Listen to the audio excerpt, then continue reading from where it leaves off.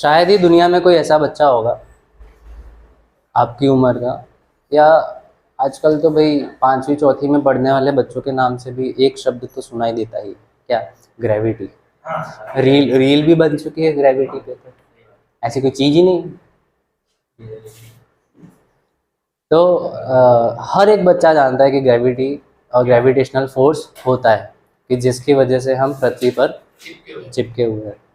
लेकिन आज से 300-400 साल पहले अगर कोई ये पूछे कि भाई एप्पल नीचे गिरा तो क्यों गिरा, तो उसको लोग क्या समझते?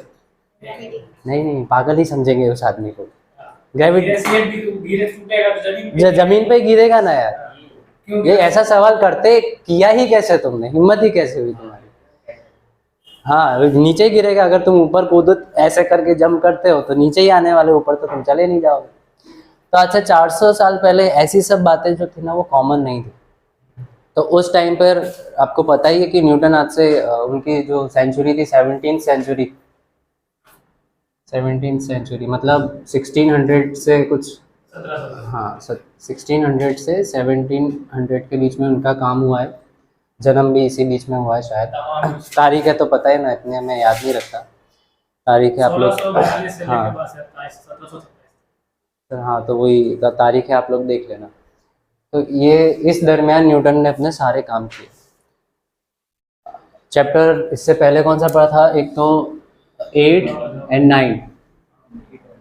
चैप्टर 8 में आपने मोशन के बारे में पढ़ा, और चैप्टर 9 में कॉज ऑफ मोशन के बारे में पढ़ा। कॉज ऑफ मोशन मतलब फोर्स, कि भाई मोशन कैसे होता है। तो हम जानते हैं कि भाई न्यूटन के सेकंड लॉ के अकॉर्डिंगली मोशन होता है, F is equals to M A. whenever there is a acceleration there must be a net external force, or whenever there is a force there must be a, हाँ there must be an acceleration। ये बात समझते हैं अब? इसको और शुद्धता से बोले और सादगी से बोले तो कैसे बोल सकते हैं कि जब भी कोई ऑब्जेक्ट स्टेशनरी है तो वो स्टेशनरी रहेगा, और यूनिफॉर्म मोशन कर रहा है तो वो करता रहेगा जब तक उस पर नेट एक्सटर्नल फोर्स नहीं लगेगा। हाँ, तो ये सारी बातें न्यूटन कर चुके थे, उनके दिमाग में थी। और गैलीलियो तो सब स्टोरी पता ही है, गैलीलियो ने शुरुआत की थी, न्यूटन ने नियमबद्ध किया। अब उसके बाद हुआ क्या था कि वो कुछ प्लेग फैला था उस टाइम, तो न्यूटन अपनी पढ़ाई छोड़कर घर पे आ चुके थे। तो 1 साल का उन्होंने ड्रॉप लिया था, और उनके मम्मी पापा खेती करते थे। तो हाँ, मम्मी का तो नहीं पता, पापा हाँ किसान थे। उनको नहीं इंटरेस्ट था किसानी में। भाई न्यूटन है भाई, खेती करेगा, प्रवृत्ति नहीं थी उस इंसान की वैसी। तो वो उसमें वो वाले काम में जाता नहीं था, कॉलेज बंद था उसका, बैठा था। कहानी अब ऐसी है, क्या सही क्या गलत वो तो, लेकिन कुछ कुछ तो ऐसी रही ही होगी। कहानी ऐसी है कि वो नीचे बैठे थे पेड़ के। कौन सा पेड़ था सबको पता है? सेब का पेड़ था, एप्पल का पेड़ था। तो ऐसा भी बोलते कि एप्पल उनके सर पे गिरा।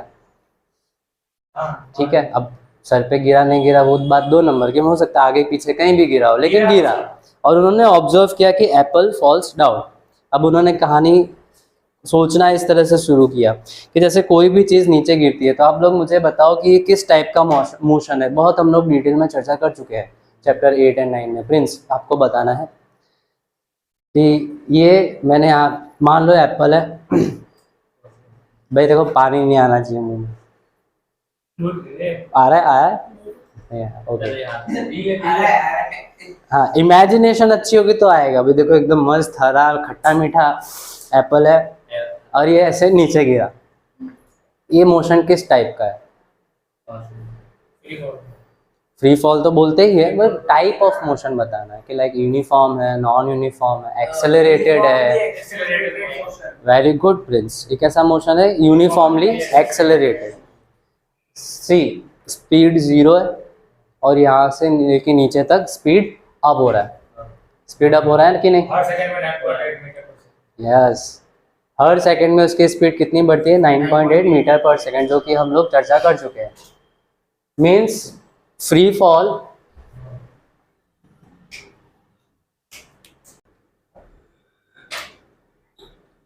Accelerated motion.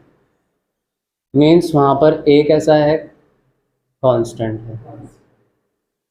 और अभी हमने न्यूटन के सेकंड लॉ से पढ़ चुके हैं ऑलरेडी कि जब भी ए है मतलब कोई ना कोई फोर्स है, because F is equals to M A. यहाँ से हम बोल सकते हैं कि अगर ए कांस्टेंट है मीन्स फोर्स भी कुछ लग रहा होगा, और वो फोर्स भी कैसा होना चाहिए, कांस्टेंट, क्योंकि देखो एम तो कांस्टेंट होता है, एक्सेलरेशन भी कांस्टेंट है, मतलब फोर्स भी कांस्टेंट लग रहा है उस पर। दूसरी एक बात हम चैप्टर नंबर 9 में करे थे लास्ट टॉपिक में, that is uniform circular motion. Chapter 8 की बात कर रहा हूँ, यूनिफॉर्म सर्कुलर मोशन। उसमें भी हम लोग ने चर्चा किया था कि भाई ये एक्सेलरेटेड मोशन है या नहीं, याद करो। ये पार्टिकल मान लेते हैं t1 टाइम पे, t2 टाइम पे, t3, t4, ये इसकी इंस्टेंटेनियस वेलोसिटी की डायरेक्शन है। तो अगर आप देखो तो यूनिफॉर्म सर्कुलर मोशन में कोई भी एक फिक्स टाइम इंटरवल ले लो, जैसे मान लो 1 सेकेंड ले लिया, तो हर 1 सेकेंड में आप जो चेंज इन वेलोसिटी निकालोगे वो कैसा आएगा, कांस्टेंट आएगा। क्योंकि देखो यूनिफॉर्म एक्सेलरेटेड मोशन में जो वेलोसिटी का मैग्नीट्यूड है वो तो कांस्टेंट रहता है, वो नहीं चेंज होता। क्या चेंज होता है, सिर्फ डायरेक्शन। बट डायरेक्शन कैसे चेंज होती है, यूनिफॉर्मली चेंज होती है ना, क्योंकि तभी सर्कल बनेगा।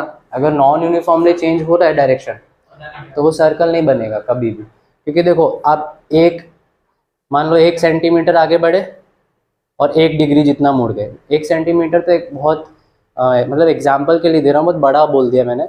बहुत छोटा सा डिस्टेंस आपने आगे बढ़ा फिर 1 डिग्री मुड़ गए, बहुत छोटा सा डिस्टेंस आगे बढ़े 1 डिग्री मुड़ गए, तो करते करते क्या बनेगा हमेशा, हाँ सर्कल ही बनेगा। तो 360 बार अगर आप मुड़ जाओगे तो सर्कल बन जाएगा। तो मेरा कहने का मतलब ये है कि एक्सेलरेशन हम लोग लिखते हैं delta we by delta T, और हमने ये भी पढ़ा है कि वेलोसिटी में चेंज 2 तरीके से आता है। किसी भी वेक्टर क्वांटिटी में 2 तरीके से चेंज आता है, या तो उसके मैग्नीट्यूड को चेंज करो या तो उसके डायरेक्शन को, या दोनों को चेंज करो। यहाँ पे डायरेक्शन चेंज हो रही है, कैसे हो रही है, यूनिफॉर्मली चेंज हो रही है। और अगर वेलोसिटी यूनिफॉर्मली चेंज हो रही है तो एक्सेलरेशन भी कैसा होगा, यूनिफॉर्म होगा। बात समझ रहे हो, थोड़ी थोड़ी समझ रहे हो। ये इधर ही लोचा पढ़ना है। वेलोसिटी का मैग्नीट्यूड यहाँ पे कांस्टेंट है, कौन से वाले में, यूनिफॉर्मली सर्कुलर में। सर आप इसे बताना क्या चाहते हैं? आएंगे आएंगे धीरे धीरे। फ्री फॉल की तो बात समझ गए ना, फ्री फॉल कैसा है, एक्सेलरेटेड। अभी यूनिफॉर्मली भी देख लेते हैं। यूनिफॉर्मली सर्कुलर मोशन जो है उसमें ऑब्जेक्ट का वेलोसिटी का मैग्नीट्यूड कांस्टेंट रहता है हर एक पाथ पे, ठीक है। जैसे अभी पंखा घूम रहा है तो भाई वो उसी स्पीड से घूम रहा है, ऐसा नहीं कि भाई ज़्यादा तेज हो गया है कम हो गया। अर्थ हमेशा 365 डेज ही लेती है कंप्लीट करने में, है ना। मून 28 डेज लेता है। अलग अलग प्लैनेट्स अलग अलग टाइम लेते हैं सन के आसपास कंप्लीट रिवॉल्यूशन, तो उनकी सबकी वेलोसिटी अलग अलग है, बट है तो कांस्टेंट ना, 365 डेज इज फिक्स। तो इसी तरह मैग्नीट्यूड कांस्टेंट है बट डायरेक्शन तो यूनिफॉर्मली चेंज हो रही है। और समय में चेंज होगा। हाँ, अगर डायरेक्शन यूनिफॉर्मली चेंज हो रही है इसका मतलब क्या हो रहा है कि वेलोसिटी चेंजेस यूनिफॉर्मली, समझ रहे हो। तो वेलोसिटी में बदलाव आ रहा है एकदम। और कैसा, यूनिफॉर्मली आ रहा है, जो इसमें भी आ रहा था। इसमें अभी आपने ही बोला था ना कि हर 1 सेकेंड 9.8 मीटर पर सेकेंड नीचे जा रहा है। बढ़ती है। इसलिए हाँ, तो वो यूनिफॉर्मली चेंज हुई वेलोसिटी, तभी कैसा था मोशन, यूनिफॉर्मली एक्सेलरेटेड था। अब यहाँ पे भी वेलोसिटी यूनिफॉर्मली चेंज हो रही है, दैट्स वाई ये मोशन भी कैसा है, हाँ एक्सेलरेशन भी क्या आना है, यूनिफॉर्म आना है। तो मैं बोल सकता हूँ कि uniform circular motion is also an example of uniformly accelerated motion. ये तो हम पढ़ चुके हैं, वही सब बता रहा हूँ। फिर भी हम कंफ्यूज हो रहे हैं। पहला दिन है ना,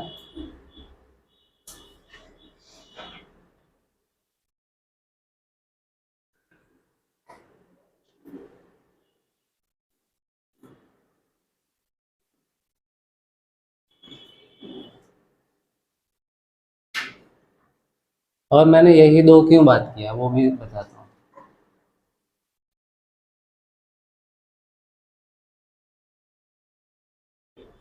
सर्कुलर में तो कोई ग्रेविटी का रोल ही नहीं है। सर्कुलर मोशन क्यों नहीं है? अभी देखो, अभी कोरिलेट करते हैं। अब ये है सन और ये है अर्थ। अब आ गया आ गया? अब ये है सन सेंटर में और अर्थ है वहां पे। अब अर्थ यूनिफॉर्मली एक्सेलरेटेड मोशन कर रही है, मतलब एक्सेलरेशन तो है और कैसा? कांस्टेंट। तो फोर्स भी अर्थ पर कैसा लग रहा होगा? कांस्टेंट लग रहा होगा। तो न्यूटन ने ये सारी बातें एकत्र कर ली दिमाग में। हाँ, बैठे बैठे वहां पे वो सोचने लगे कि एप्पल गिरा जमीन पर किसी फोर्स के कारण ही गिरा होगा, उनको ये तो पता है। मून अर्थ के आसपास घूम रहा है, अर्थ सन के आसपास घूम रही है। सन ब्लैक होल के आसपास। नहीं, उतना मत जा, वो घूम तो रहा है बट अभी उतना मत जा। मून, फिर से एप्पल गिरा पृथ्वी पर, जमीन पर गिरा, फोर्स के कारण गिरा, ठीक है, फिक्स। अर्थ सन के आसपास घूम रही है, फोर्स के कारण ही घूम रही है। विदाउट फोर्स ये पॉसिबल हो सकता नहीं।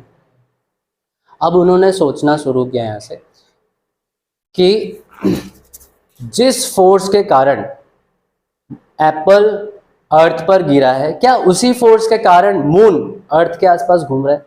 उसी फोर्स के कारण क्या वो दोनों फोर्स एक ही टाइप का है या अलग अलग? यहाँ पर उनकी थिंकिंग बाकी लोगों से अलग थी, समझे आप? और अगर एप्पल गिरता है नीचे तो मून क्यों नहीं गिरता? ये बात बढ़ती है, फोर्स अलग अलग होते हैं। तो आप लोग क्या सोचते हो इस बारे में? सेंट्रीफ्यूगेशन फोर्स और ग्रेविटेशन फोर्स। नहीं, मैं पहला क्वेश्चन बोल देता हूँ, फिर उसका जवाब देना। क्या जिस फोर्स के कारण एप्पल या कोई भी चीज अर्थ पर गिरती है, क्या उसी फोर्स के कारण मून अर्थ के आसपास घूम रहा है? चेंज हो सकते ना, अलग अलग होता है। टाइप ऑफ फोर्स की बात कर रहे हैं। जैसे देख, ये रुका किसके कारण? फ्रिक्शन के कारण।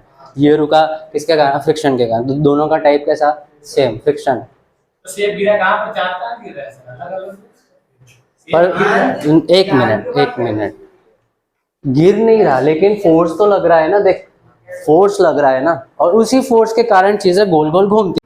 फिर से आप लोग सोचो, जिस फोर्स के कारण एप्पल मून पे गिरा, क्या उसी फोर्स के कारण मून अर्थ के आसपास घूमता है? तो जवाब है हाँ, सेम फोर्स है वो। उसमें भी ग्रेविटी लग रही है, इसमें भी ग्रेविटी। हाँ, उसमें भी ग्रेविटेशनल फोर्स लग रहा है। Newton said that the force by which an object falls down to earth and moon revolves around the earth are of same kind. बच्चे लोग कभी कभी बोलते हैं कि सर काश न्यूटन जी नारियल के पेड़ के नीचे बैठे होते और एप्पल की जगह नारियल गिरा होता सर पे। आज ग्रेविटी नाम की कोई चीज और इंटरनेट नाम की भी चीज नहीं होती फिर, है? तो ये जो भाई साहब फिजिक्स रील्स, नाम की भी कोई चीज नहीं ये हाँ, और फिर क्या, हम लोग वही जंगल में घूम रहे होते, गुफाओं में रहते होते, फिर डायनासोर की तरह मर जाते एक दिन। डायनासोर कुछ नहीं कर पाए, तो वो सब एस्ट्रॉइड्स गिरे, डायनासोर क्यों कुछ नहीं, पता ही नहीं। लेकिन हमें पता होगा कि जब कोई एस्ट्रॉइड हमारी तरफ आ रहा होगा ना, तो हमें सालों पहले ही पता होगा कि ये आएगा इस तारीख को। उसके लिए हम होंगे प्रिपेयर्ड, मरने के लिए नहीं, इससे लड़ने के लिए। लड़ पाएंगे तो लड़ेंगे, नहीं तो फिर क्या करेंगे? मंगल पे भाग जाएंगे। इलोन मस्क तो तैयारी कर ही रहा है। मंगल पे भाग जाएंगे हम लोग। अभी कहाँ कुछ तो हुआ है? न्यूटन बाबा की वजह से आपकी जिंदगी बचने वाली है भविष्य में।